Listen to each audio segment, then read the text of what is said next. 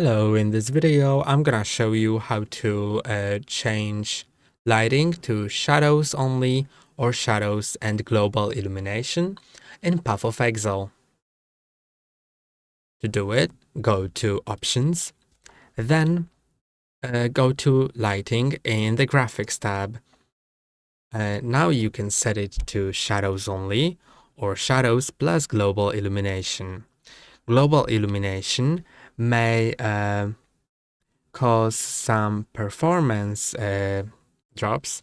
So if you have performance drop, you may try putting it on just shadows, which may decrease your graphics quality, but will increase the performance. So just try out these settings, which one works for you more. And then if you set them, remember to hit on save, then close. That's all for today. Don't forget to like and subscribe. See you next time.